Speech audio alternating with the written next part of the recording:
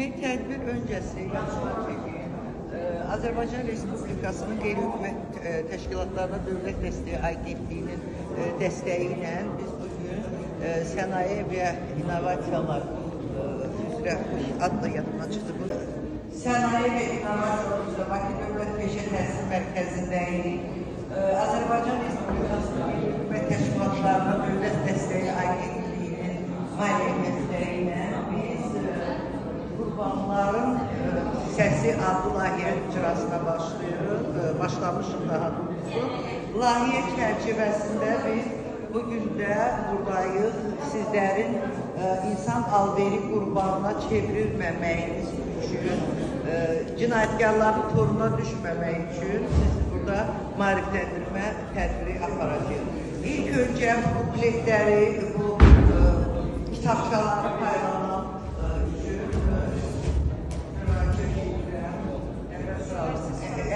bir kitapça.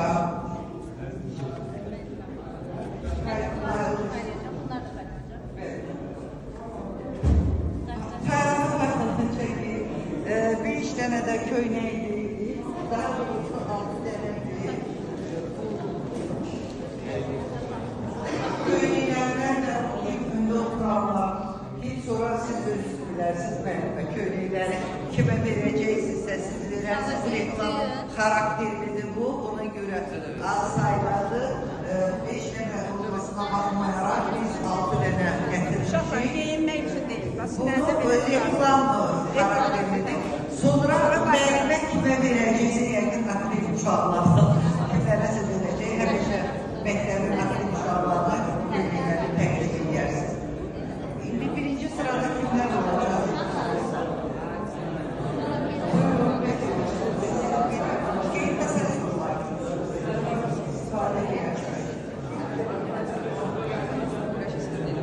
İndi biz gözlüyük, qonağımız gələcək, biraz tez gəlmişik, hazırlıq mərhələsində qeydilikləri paylayan. Bundan Daxili İşlər Nazirliyinin İnsan Aldiyinə Qarşı Mübarizə Baş İdarəsinin əməkdaşı gəldi, arzular yersə, xəyir necə vəzifəsi, biz baxımımız gəlmişik, gözləyək. Sadəcə orada Lurqa dəyişdirik deyələ, mən əvvəlki ilə gətirdilərdən getirmişim, bunu da gələcək. Bunu şəkil kimi çəkil. Prosdemək. Sizi insan hüquqları aylığı çərçivəsində keçirilən bu dəyərli və mənalı tədbirdə salamlayıram.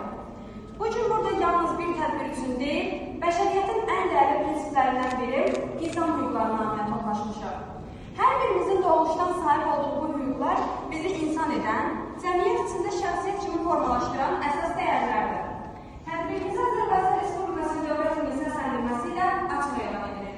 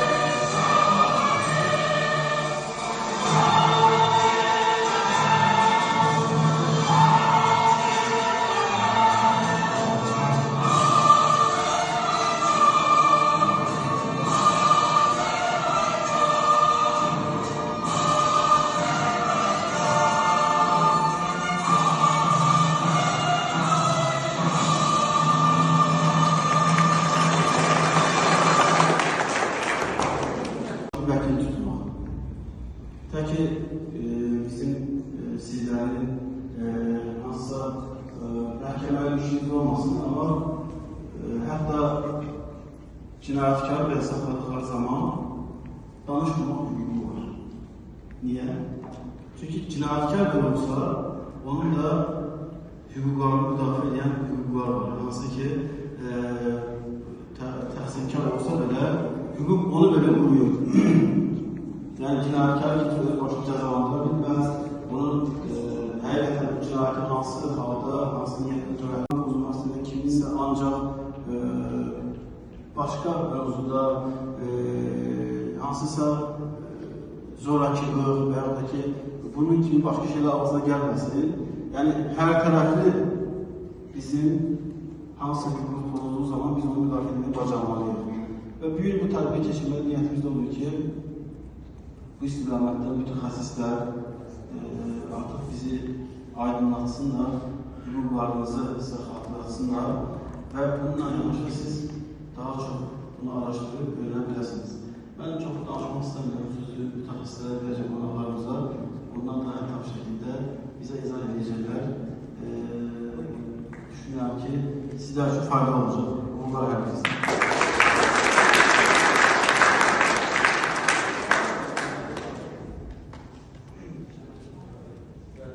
Minnətdarım Şaban bəy. İndi isə insan alveri kimi ciddi bir insan hüquqları pozuntusu mövzusunda fikirlərini bizimlə bölüşmək üçün söz veririk. Daxili İşlər Nazirliyinin insan alverinə qarşı mübarizə baş idarəsinin əməkdaşı, polis polkovnik leytenant Xəyyam Nəzərov.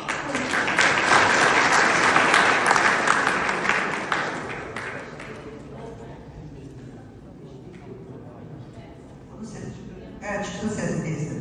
İlk önce gerekmede diyerek ben bu arzuyla da yoklardım, fikirlerine bağlı soru söz vererdik. Demek insan alveri deyildi, tələbələr, ne başa düşürsünüz? İnsan alveri nedir? Sonra neyse o aydın meselelerimiz sizin bilgilenmeniz için məqsədimiz ondan ibarət edir. Auditoriya maarifləndirməsi üçün bugün bizim dövlətimiz, başta bizim Cənab Ali Baş Komandanımız, Cənab İlham Əliyev olmaqla, bütün qurumlar bizim gənclərimizin, Azərbaycanımızın, dövlətimizin hər birinin həm istər hüquqlarının bilinməsində, istər qorunmasında bu maarifləndirmə tədbirlərinin keçirilməsinin önəmi məhz bunun üçündür ki, bilmədiklərinizi biləsin.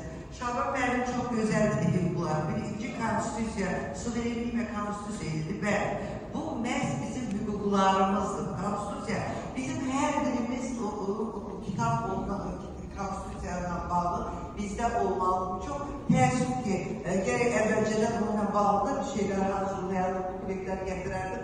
Çünki orada bizim özümüzlə bağlı, vətəndaşın özüylə bağlı, hüquqlarıyla bağlı konstitusiya bilmək bizə lazımdır. İnsan alveri demək buna görə keçirilir ki, hər bir insan, vətəndaş, insan alveri qurbanına çevrilə bilər. Yaşından, başından, təhsilindən asılı olmayaraq hər birimiz qurbana çevrilə bilər. Yetər ki, biz bu haqda nələri bilməliyik ki, qurbana çevrilməyək. İndi onu Xəyyam müəllimə danışacaq, siz mənə başını sorusu danışın. Demək, insan alveri qurbanına çevrilmək, nədən mən əyləşim danışım. Cinayətlərdə adətən o insanları, aldanan insanlar tamamlarına güc gələ bilməyən, bugün bizim ölkədə düşünürəm ki, peşəsini, işini, layıqlı bilən adam, yetərincə bilən adam yaxşıları qazana bilir.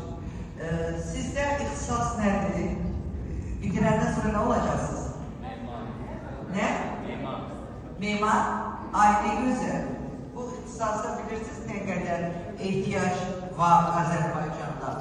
Amma bu cinayətkar gəlir, deyil tutaq ki, yoldaş mimar, yetərli var, nə qədər maaş alırsan. Deyirsən tutaq ki, mən alıram 800, 1000, nə qədəsələ, o deyirlər, mən sənə aya 10.000 verirəm. Təsəvvür, bu tamamı insan aldanaraq, yüksək maaş almaq həvəsi ilə, tamamıyla aldanılır. Çünki xaricdə, ümumiyyətlə, xarici ülkələrdə çox olmuşam. Demək olar ki, orada yaşayış bizə burada kənardan belə gözəl gözəllik edirlər. İnanın Azərbaycan qədər gözəl bir ölkə mən görmədim. İstər insan haqlarında, istər insan hüquqlarında, istər hüquqların qorunmasında. Yəni, bəzən bir də burada maaşlar yüksəkdir, amma tutaq ki, götürə bir Almaniyada bir transporta binmək üçün 6 euro, bu tərəfə, bu tərəfə üçün 6 euro. Məsələn, suyun bir dənə beləsi 2 eurodur, amma onunla müqayisə edəndə onları deyirlər, istər evləri, qiymətləri, hər bir şeyi. Mən bundan başlamaq istəyirəm ki, uşaqlarda təəssürat olsun bu barədəki heç nə yaxşı deyil. Yəni, getmək təhsil, qanuni yolla təhsil almaq getmək olar xarici ölkələrə, yəni onu araşdırandan sonra getmək olar.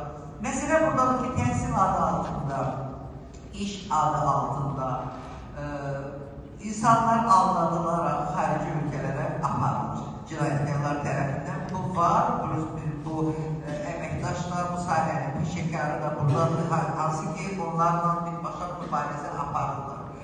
Demək, necə aldadırlar? Apardıqdan sonra ailə qurmaq adı altında.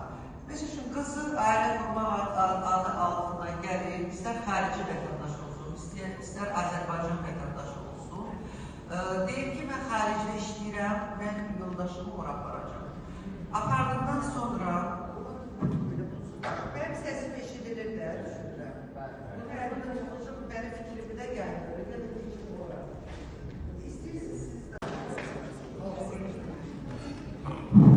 İlk öndə sizin hər birinizi salamlayıram. Mən Daxili İşlər Nazirliyinin İnsan Alverine qarşı Azərbaycan baş vəkiliyəm. İnsan Alveri cinayətinə qarşı mübarizə aparan qurumun əməkdaşıyam, polis polkovnik leytenantıyam. Bugünkü gün bu şəraitimizə yaratdıqlarına görə rəhbərlərimizə təşəkkür edirik ki, biz gəlib təhsil müəssisələrində insan alverlə bağlı sizə hər bir onun hansı ki qorxacaq bir çəkilecək yerlərini sizə anladırıq ki, tanış edirik ki, siz bu cinayətin qurbanına çevrilməyəsiniz. İnsan alveri dedikdə, ümumiyyətlə, insan alveri bütün dövlətlərdə olduğu kimi Azərbaycan Respublikasında da vətəndaşların insan alverinin qurbanına zərər çəkmiş kimi məruz qalırlar.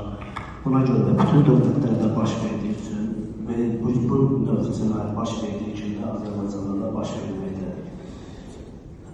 İnsan alverinin alimlaş edildikdə, insan alveri zor tətbiq etmə hədəsi ilə və ya zor tətbiq etməklə, hədə qorxu və ya digər məcbur etmə vasitələri ilə, oğurlama, dələduzluq, aldatma yolu ilə təhsil imkanlarından və ya zəiflik vəziyyətindən sui-istifadə etməklə, yaxud digər şəxsə, nəzarət edən şəxsin razılığın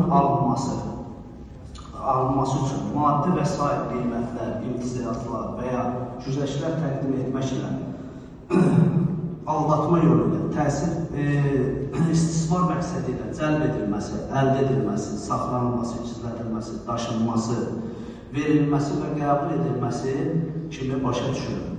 Bunlar nə deməkdir?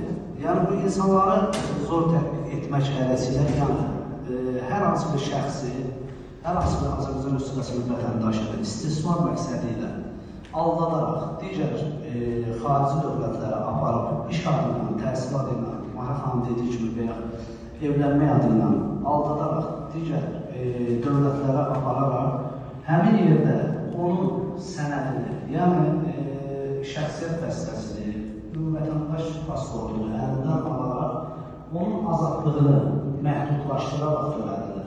Bildiyimiz kimi, yəni hər hansı bir Azərbaycan Respublikasının vətəndaşı və yaxud digər dövlətin vətəndaşları xarici ölkələrə ya və yaxud xarici ölkənin vətəndaşının Azərbaycana gətirməklə onun sənədini əlindən almaqla onun hüquqlarını bildiyimiz kimi hüquqları məhdudlaşır. Yəqin ki, bilirsiniz, hər hansı bir şəxsin sənədi əlindən alınırsa, həmin şəxsin artıq formada bizim vətəndaşlarımızın xarici ölkələrə apararaq, orada istismar edirlər, əməklərini istismar edirlər. Bu tək qadına aiddir, bu həm də kişilərə də aiddir. Bizim hansı ki, bu cinayət növlərinin içində məcburi əmək cinayəti də var, insan alverlə rağbət. Sonra qadınların sürət məhkəmə istismar olunmasıdır, köləlikdir, köləliyə bənzər adətlərdir, digər bunun kimi cinayətlər baş verir. Orqanların transplantasiyaları, bu kimi cinayətlər də baş verir.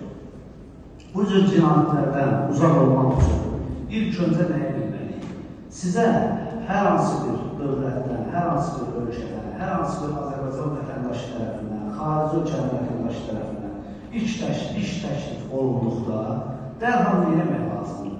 Dərhal Azərbaycan Respublikasında qaynaq xəttlər fəaliyyət göstərir, hansı ki, insan alverlə qarşı mübarizə baş idarəsində 152 qaynaq xəttlər fəaliyyət göstərir və bunu bilmədiyiniz halda, bildiyimiz kimi, hər biriniz bilirsiniz ki, 102 xidməti var, polisin qaynaq xəttidir. Dərhal bu cür təkliflərlə bağlı qaynaq xəttlərdən məlumat almaq üçün verilən təklifləri həmin qaynaq xəttlərlə paylaşmalısınız, araşdırılması üçün.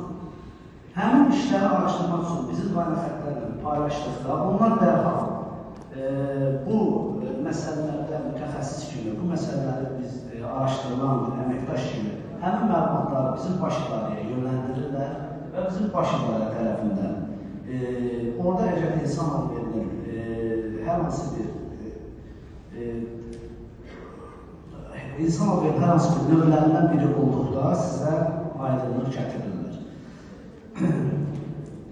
İnsan alverinin ümumiyyətlə törəcəyi fəsadlar çox ağırdır, bunu biləsiniz. Yəni, insan alveri qurbanı olmuş şəxsləri yenidən cəmiyyətə bərpa olunması üçün çox zəhmətlər, əziyyətlər həsb olunur. Yəni, bununla bağlı insanların aldığı travmalar, psixoloji xəstəliklər, problemlər, bunları cəmiyyətə bərpa etmək çox çətin olur. Tədbirimizin davam eləməsində bu insan alverlə bağlı, ümumiyyətlə həmin cinayətkar qruplarla bağlı kimin nə sualı olsa, mən sizin sualınıza cavab verə bilərəm. Arxan, buyurun.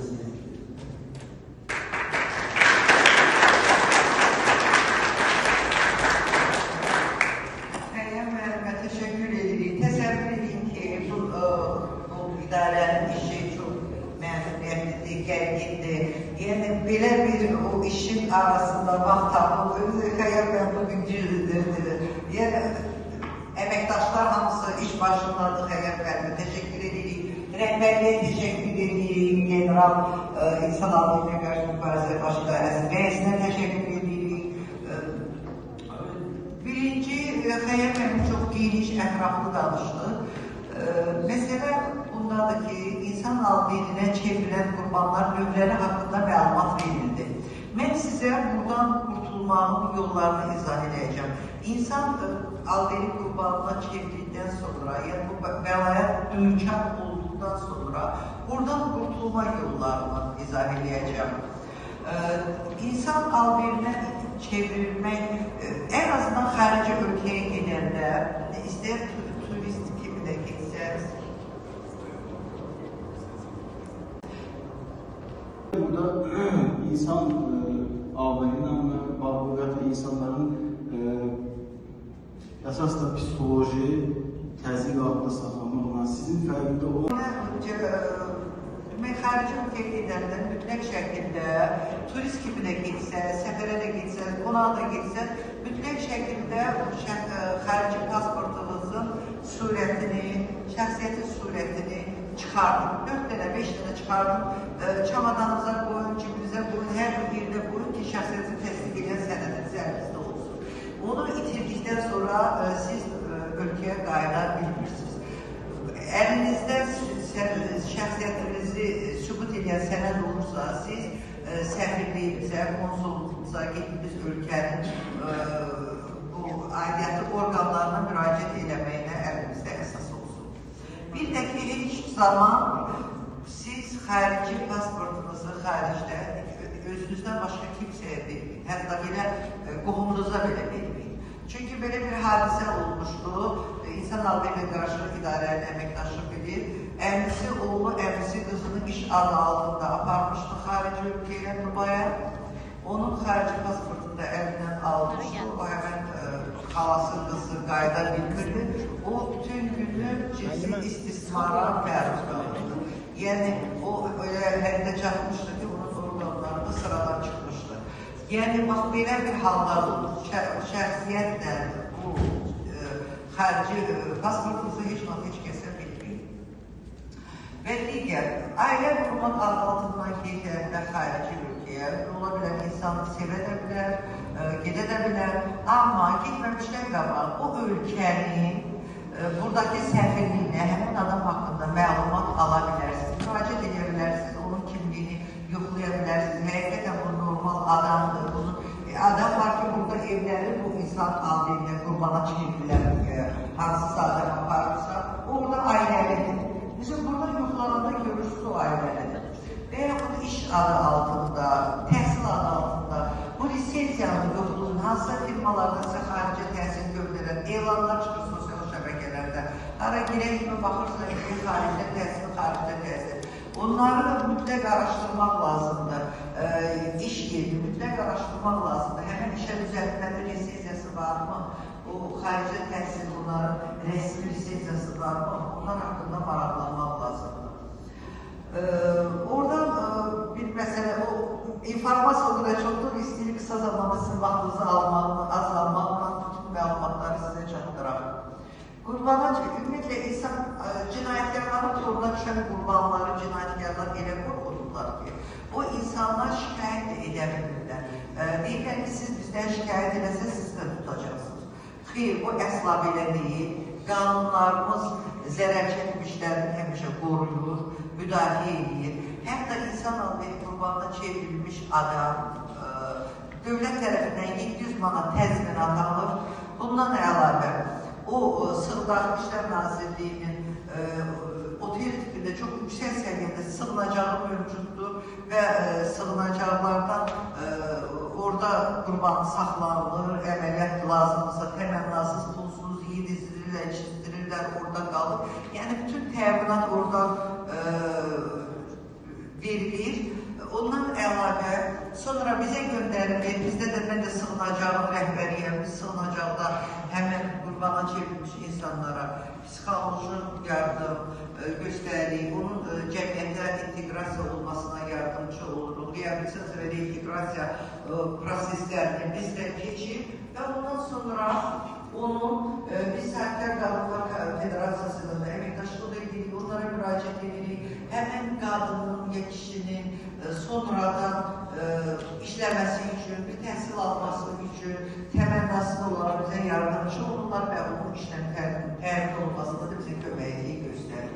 Yəni, bunun deməkdir, məqsədi odur ki, sizin ətrafınızda, yaxınlığınızda, qohumlar içində belə bir adamlar bilirsinizsə, qorxularsa çəkinmədən siz 152 qaynar xəttinə müraciət edə bilərsiniz. 152 qaynar xəttini bizim polisə şikayət edəndə hadisə olursa, burada şahid qismində sizi çağırma bilərsiniz. Amma 152 qaynar xəttinə siz əqləyəndə sizi şahid qismində çağırılmırsınız. Çünki özü əməliyyatçılar var, yəni peşəkarlardır, bu idarədə çalışanlar hamısı yüksək səviyyəli peşəkarlardır. Bunlar özləri araşdıracaqlar, məsələnin doğru düzgünlüyünü araşdırandan sonra lazımlı tədbirlər görəcəklər. Yəni, qorxmaq lazım deyil. Və o İnsan Halğı Qurban dilində İnsan Halğı Qurbanı qapalı şəraitdə saxlayırlar ki, o orada heç bir yerdən əlaqə saxlaya bilmir. Hətta siz ola bilər, buranın pəncərəsi olsun, balaca neysə bir əmək istismarına bağlı əsasən olur. Xəyət müəllimi, o cinayətkarları çox tuturlar, onlar daha yaxşı bilir. Yəni, bir deşikdir, nəsə bir yerdir, bir yerdən bir qışqırıb, bağırıb, tek olanda kimlərəsə çağırıb, deyə bilərsiniz ki, 152-yə zəng edin. İncəsə, siz özünüz barəsində 152-yə xəbər çatdıra bilərsiniz. Bir də əgər sizin qohumlardan kimsə harasa gedibsə, onunla əlaqə saxlanıla bilmirsə, tanıdıqlarımızdan, adətən bunların hüquqları, azadlıqları, bu da bizim konstitusiyamıza zidd olan bir şeydir. Hüquqları pozulur, yəni bu adamın telefondan istifadə etmə də telefonu da olur ki, harasa bir xəbər versin. Görürsünüz ki, tutaq ki, qonşunuz gedib, deyirlər, işə gedib, təhsilə gedib, amma bu heç kəslə əlaqə saxlamır.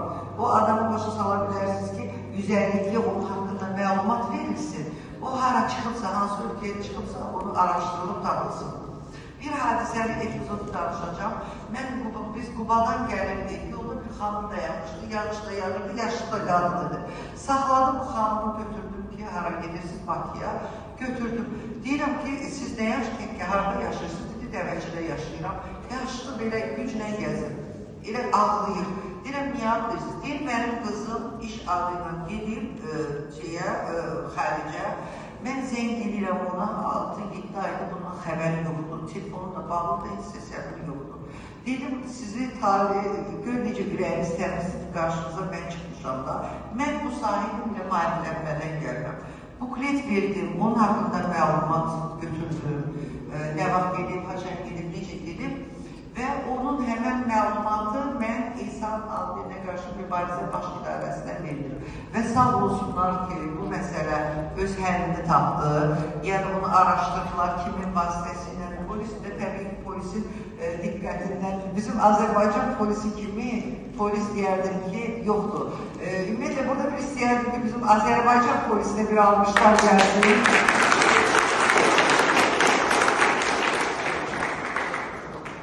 Və o gözü yaşlı qadının qızı sayələrində öz evinə qovuşdu. Yəni, bax belə problem, ona görə demək istəyirəm ki, sizdən də hər hansı bir məlumat bizə çəkinməyin. Yəni, burada qurbanı da kimsə olursa, qayıdıb nətərsə qaçıb gəlirsə, ən azından həmən qurban da bu cinayətkarın tutulmasına yardımcı olmalıdır. Biz birgə polislə, biz həm də mən uzun illərdə İnsan Adliyyətinə qarşı yarandığı vaxtdan Koalizya rəhbəri olmuşam. Yəni, biz birgə əməkdaşlıq etmişik, yəni birgə bunun müayinlənməsində ki, bu işdə insanlarımız məlumatlı olsun. Güman edirəm ki, bugün biz də sizinlə əməkdaşlıq olduq. Çünki siz də bizimlə birgə bu sahədə bilgilərinizi, ətrafınıza, yaxınlarınıza bu barədə məlumat verəcəksiniz. Və sizə verilən bukletləri, kitabçaları oxuduğundan sonra sizin ətrafınızdakilara ötürün. Bu hamı məlumatlı olsun, heç kəs İnsan Adliyyəti qurbanına çevrilməsin. İndi isə başqa sualı var, olan varsa versin.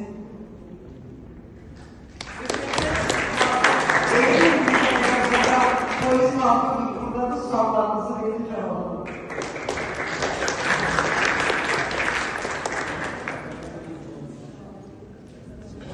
Marhan, bir söz deyil vereceğim. Marhan, çok maraqlı sahiləri var.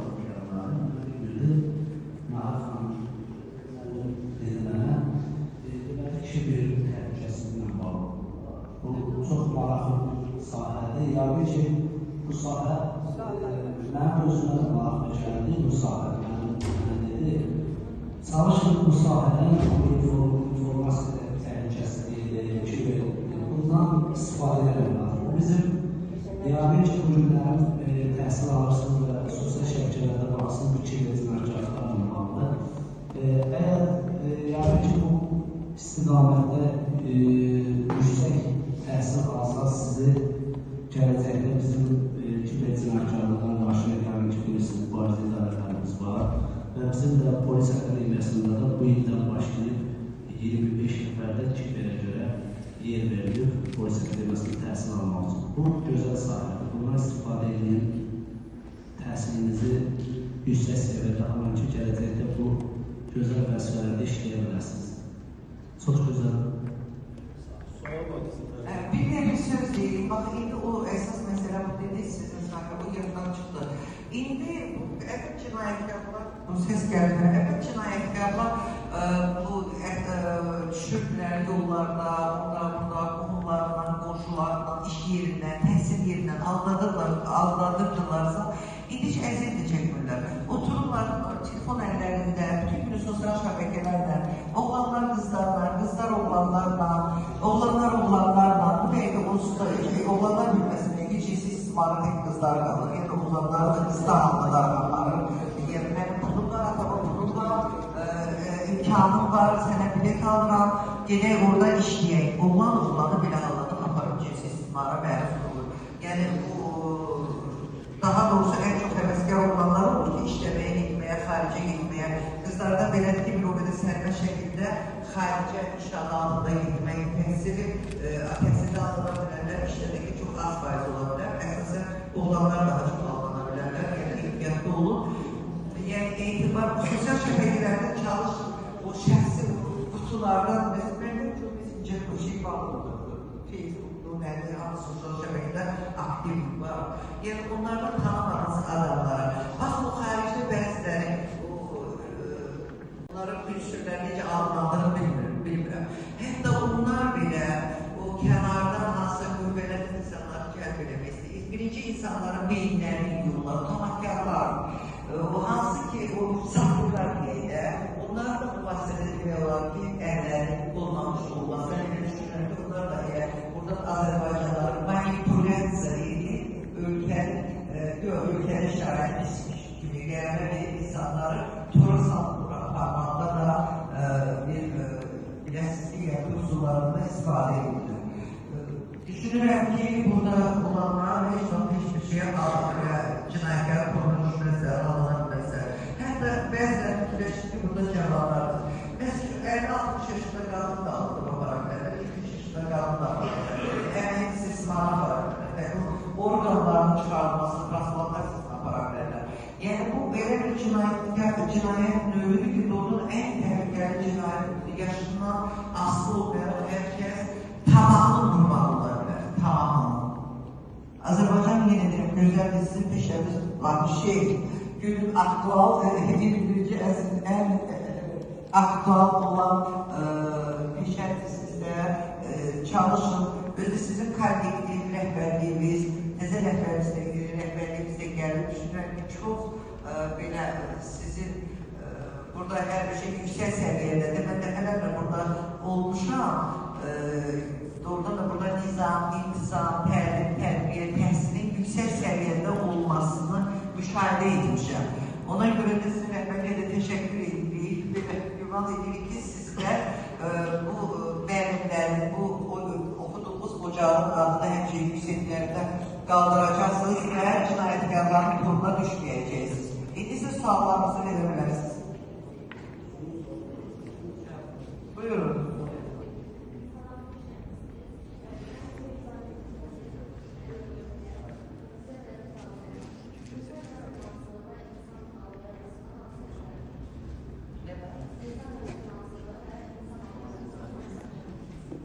İnsan qaçırılması eynidir. İnsanların doğrulanması, qaçırılması və pul qarşılığında digər cinayətkar qruplara və digər dövlətlərdə satılması, qaçırılmazlıq dedikdə həm eyni məsələ başa düşülür, eyni cinayət başa düşülür. Sadəcə burada mən insan alverine anlayış verdim. Zor tətbiq etmək hədəsində və zor tətbiq etməkdir. İnsanların aldadılması, oğurlanması, qaçırılması, daşınması, təhvil verilməsi. Bunun həmin sizin dediyinizdə bu insan alverinin bir formasıdır. Həmin forma insan alverine aid olan bir məsələ. İnsan alveri sayılır. Sağ olun. Başqa deyəcəyim. Borçlanmayla bağlı bir söz deyim sizə. Ola bilər ki, kimsə sizin təklif eləmək, dostluq, tanışlığı, yaxınlığı, gəl bir biznes quraq, maliyyəni mən qoyuram, işləyərsən, pulunu qaytararsan. Mən faktlara əsasən olmuş hadisələri danışıram. Çünki insan alverinin idarəsində bu faktlar olur. Çünki bizə məlumatlı olur, bəzən roliklar çəkirik, olan faktlardan götürürük, istifadə edirik. Demək, necə? Siz bu pulu təbii ki, oradan bilirsiniz, sizin bu sərişləriniz yoxda alındır, ya burada bir dükkan var, girdi, arenda götür, bu qədər git, buradan mal batdıqca 1 il, 3 ay, 5 ay gəlir olur, neçə qatına qalxır. Siz bunu qaytara bilmirsiniz. Bu adamı bir qaytara bilmirsən, onda gedək İran İslam Respublikasına böyrəyini 10.000 sat, mənim pulumu verir. İnsan məcbur olur, qorxulur, zor tətbiq olunur, qorxudulur. Ondan sonra məcbur olur, böyrəyini gedir, satır. Dəmizə olur, şundan belə hadisə deyilsən. O da yaxınlarda polis əməkdaşları tərəfindən bəli, həmən adamda tutuldu, həmən adamda zərər çəkmişlər, sıxılacağı yerləşdirdi. Yəni bunlar fakt deyil, bizə qəribə gələ bilər ki, bu necə ola bilər? Bu hər tərəfli ola bilər, aldırılar bilərsiniz.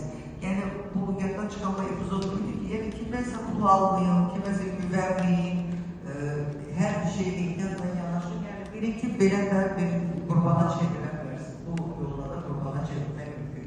Suallar var.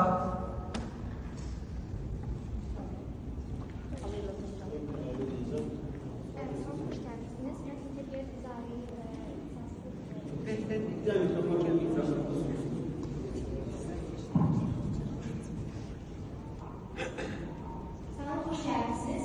Təqdir Düzəlmə tələbəsi Babay Vətəmiyalla. Sualım budur ki, Azərbaycanda insan ağabeyinin əsas mübarizə tədbirləri hansılar?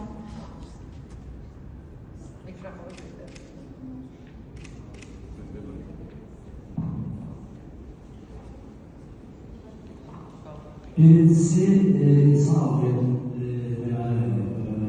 zəmanətinin baş edilməsindən ötürü biz təhsil məsələlərində o işimiz, biz tələbələrimizə, şagirdlərimizə, övladlarımıza tövsiyə edirik ki, bu cür cinayətkar qurumlardan, bu cür cinayətkar şəxslərdən uzaq olsunlar, bunlara getməsinlər, bunlar və digər mali nimətləri alınmasınlar. Yəni, bu birincisi mübarizəmizin əsas məqsədidir. Digər məsələ ilə bağlı.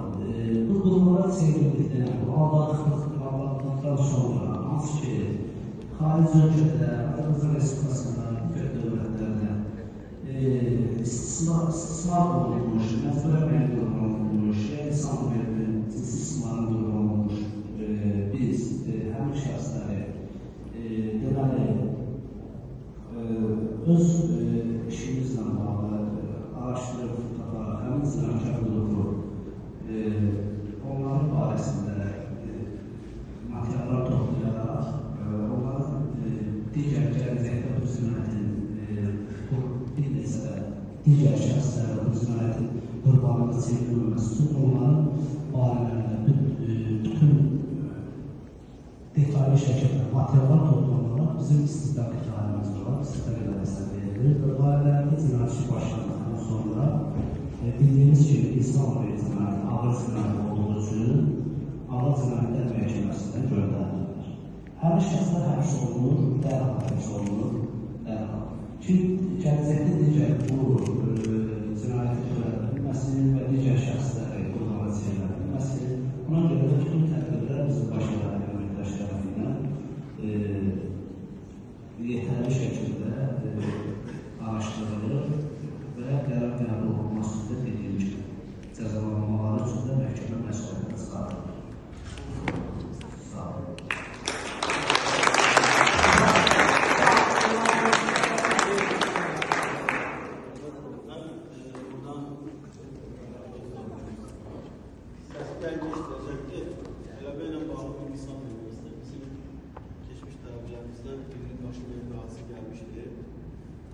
Adi iPhone numarasına düşüb, adam deyir, iPhone almaq üçün kimdənsə səlvə buluyor.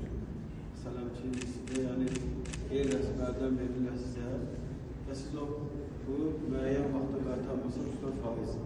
Bunu götürüb, bu 5.000 manat, 1000 manatı gəlib çıxmışdır və tələbəniz məktəbinizə gələcək, şikayət edəcək, valideynlərinizə məlumat verəcək, sizi universitetdən qovduracaq və yaxud da ki, bu formada təhdidlər başlamışdır. Və bu təhdidlərin axırı yevara çıxırdı, məqsəd zaten oydu. Məqsəd oydu ki, tələbə bu qaytara bilməsin, yekunda da artıq o istədikləri tura düşsün. Çok üzr istəyirəm xanımlarımızdan. Yəni, əxlaqsız bir təklif olmuşdu ki ona, borcun qarşılığında mən səni bankasından görüşdürəcəm. Yəni, sonradan bu görüşüb məlumatı, biz təbii ki, lazım olan məlumatları verdik. Ondan sonra məsələ üstə düşürdü, valideynləri məlumatlandırıldı, valideyn getdi, borcunu qaytardı. Uşaq atasından, anasından bilməli utanır ki, həm onlara yükü olmasın, həm get-gedə o vahiməli vəziyyət olmuşdur. O gəlir bir müəllimi ilə bölüşməklə məsələni, sonradan üslubunca valideynlərine məlumat verir ki, valideynlər uşağınızı çox getməsinlər. Halbuki valideyn orada anlayış görürsə, məsələn, uşağın qolunu günahlanırsa, təəssüf ki, bəzən valideynlər 3 manat, 5 manat görə evdə üsyan çıxarır, uşağın qolunu günahlandırır deyə bəzən tələbələrimiz rahat şəkildə valideynlərə aça bilmir. Bunu düşünən bir durumdur. Digər bir məsələ, məsələn, sosial şəbəkələrdə, xanımda da vardır. Sosial şəbəkələrdə sizin adi profilinizdən istifadə edib, kimsə sosial şəbəkə aça bilər. Telegram olsun, Facebook olsun, Instagram olsun və o profillərdən başqasından qura bilər və yaxud da ki, montaj olmuş şəkil, videolar bölüşə bilər və yaxud da ki, siz bir də gördünüz ki, xarici nömrədən zəng gəlir. Bu, mənim tanıdığım adamlar var ki, başına gəlir bu işdə. Yəni, zəng gəldiyi zaman, məsəl üçün, telefonu açdığı zaman 5 saniyə, 3 saniyə görüntü düşsə belə, o görüntü uzaq səliyir, daha önce başqa görüntülü arxasınca montaj edilir və ilgi bax, fankəsinin danışdır, fankəsinin artıq mövzu görüntüləri qarşılığında bu verməlisən, bu verməsə o görüntülər başlayır ki, bütün dosta tanışlığı göndərsin, sizi ələ alsın. Yəni, bir çox asandır. Bu formada kimlərisə çaşdırmaq və ya istifadə eləmək bu alətlərdən. Onun üçün də biraz diqqətli olmaz. Mən tələbələrlə az öncə başqa bir görüş vardı. Orada zərərli aşqamız yerində illa da sigaret ya da ki içki içmək və ya da ki falan deyil. Zərərli aşqamların içərisində ən böyük təhlükəsi internetdən düzgün istifadə eləməmək. Bu hamısından betərdir. Herkes evinin içinde oturup bütün dünyanın haline geçer. Hanım tutuladığı gibi ele baktığınızda düşebilir ki nefsiniz zayıf var ve hatta ki şu o şekilde bazı şeyleri algılayabilirler. Belki de kiminsen canı sıkıntılı vaxtda düşer, kiminsen dost olur, yanlışını, danışını, dertleşini aktarıp başka bir yaparsın. Onun için burada oğlanlarımızda, kızlarımızda çok hassas olmalıdır. Yani bu şeylerde dikkat etmeli ve çevrenize fikir vermelisiniz. Veyahut da ki adi oğlanlarla sigaret adıyla ben geçen ben işletmiştim. Büyük işletmiştim aşağılamıştım. Uşaklar sigaret çekmelerle öğretildiler. Çıkıyor, oğlanlar bizim cevabı verdik. Sonra ne yapalım ki sigaretin içinde başka bir şey var. Peki sigaretin içinde yok. Su da içeride, suyun içine de vakit dermanı atılabilir, ağzınıza verilebilir. Yani bu ağzını açılmalı. Bilmediğiniz yemeği, bilmediğiniz içkiyi içmeyi. Yani her şey, yani derdinden gelenler, oturduğunuz masadan oturmuş, oturduğunuz süfrede oturmuş, size takip olunan iki dağlamadan oturmuş, her şeye dikkat etmeniz lazım. Bunlar hamısı, hiç kim size gel birden bile demeyecek. Ben insan ahiretten məşğulam, ben misafir falan işten məşğulam, senden istifade edip sözü hiç kim demeyecek. Bunu çok sinsizce, gizli şekilde, hiç sizin boşluğunuzu tapıp, o boşluğunuzdan istifade ederekten sizi ele alabilirler. Onun için de maksimum dikkatli olmak lazım. Ve bizim məqsəd də buydu ki, biz maksimum maarifləndirək istedik. İnsanoğlu belə olduğunu bilmir.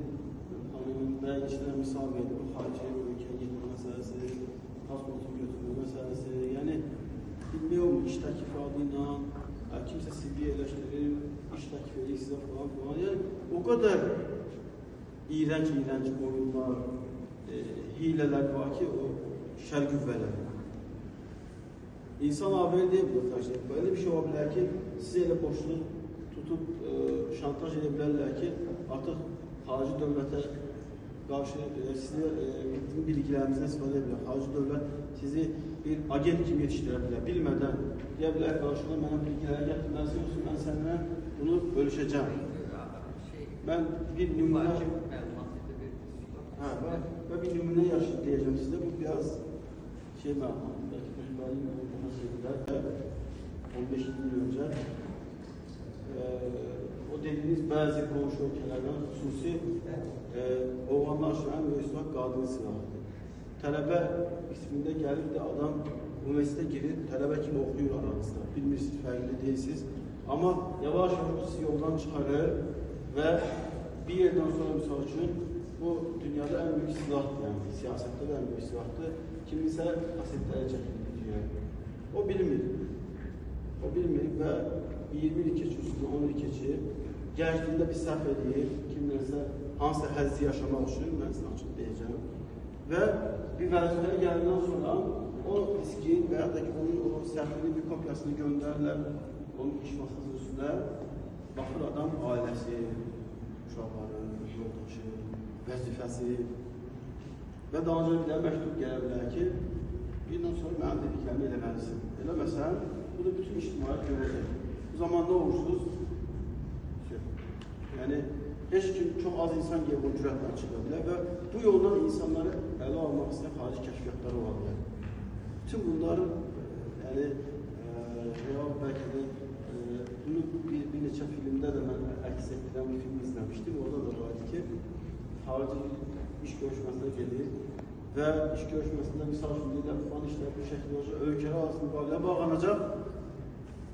Axırda misal üçün gətirib anın qarşısına elə bir onun 10 il qabaq ki, onların gönderdiği xarici kəşfiyyatın əldə etdiyi məlumatı qoyur qarşısına, deyir ki, misal üçün müqavilə belə yox, bu şəkildə bağlanacaq.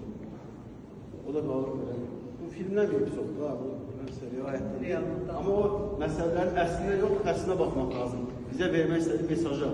Bu çəkilən filmlərdə hansısa real həyatda baş verən hadisələrindən ilhamlanıb çəkildiyi olsun da, burada verilən mesaj odur ki, sabah bu işin hansısa formada nasıl istifadə olabilir, bu daha ağır bir şey. O zaman da o yüzden vətənxanı gətirib aralara çıxarır.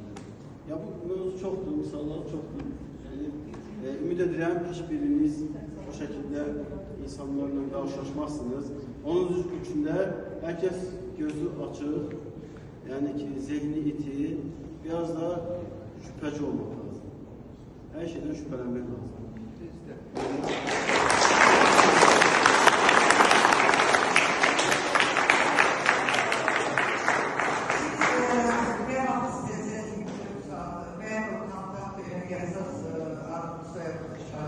Neyse böyle şüpheli bir şey neyse istersen benimle de alakası verirlerse hatta polise arası geçmek isterlerse bizim vasıtalarımızla size yardımcı olabilir.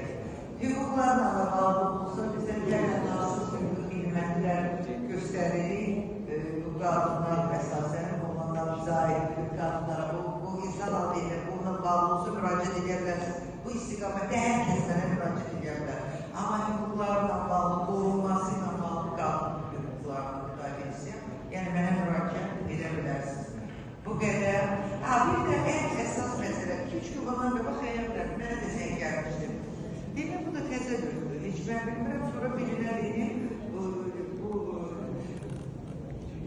burada da çekeceğim. Bu kibere zengin vurmuşam, halamım değil ki bu da tesadüf. Bunu hele hiç mevzu da bilmiyorum. 3-4 yıl bundan qabaq zəng olub ki, sizdən mənə zəng gəldi. Dedim, mən bir yollayacağım, danışıram. Birdən nəsə, o mənim başqa bilmirəm deyəndə, baksir bilmirəm. Mən ayrıldım ki, mən baksirdən istifadə edəmirəm. Təsərrüfə yaşamı verdim. Təsərrüfü sizdə zaten. Mənə zəng edeyim. Bakı şəhər nömrəsi. Təbii ki, bunlar xariclərdə, xaricdə şəhər nömrəsinə zəng olurlar. Zəng olub mənə deyil ki, sizden bana zəng gəldi. Deyirəm, ola bilməz, siz kimsiz? Deyirəm ki, ad dedi. Deyirəm ki, bir adlanama zəng gəlmişəm. Girəm telefonla baxıram ki, hansı nömrədəki zəng etmişəm. İnsan vaxtdan istifadə edib mənim telefon xəttimə girib kontaktlarımı götürmək istəyir. Məqsədi buymuş. Əgərsə bununla bağlı cinayət işləri var. Hal-hazırda Kibirdə bununla bağlı araşdırmalar gedir. Çox adamın kontaktlarına girirlər. Kontaktlara girəndən sonra həmən bu adamların kontaktlarına şəkillərini götürürlər. Şəkillərindən sizin rəhbərliyin çıxışı dediği o yazma düşür. Sizin orada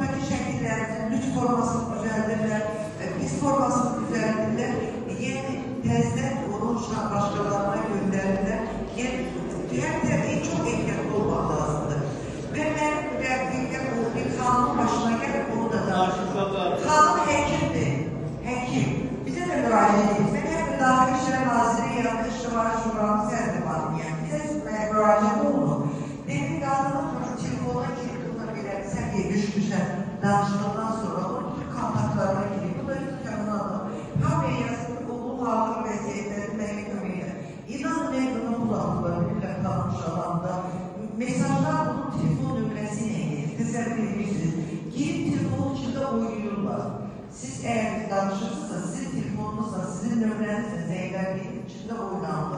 Çok tehlikeli ve çok tehlikeli oyunlar gelir. Oldu, sağ olun, bu kadar.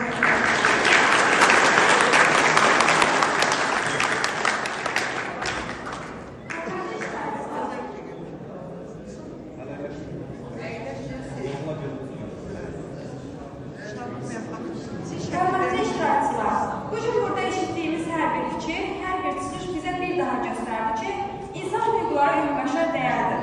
Sərhəd tanımır, millət seçmir, irq ayırır. İnsan hüquqlarını qorumaq təkcə dövlətlərin və təşkilatların deyil, hər birimizin üzərinə düşən bir məsuliyyətdir.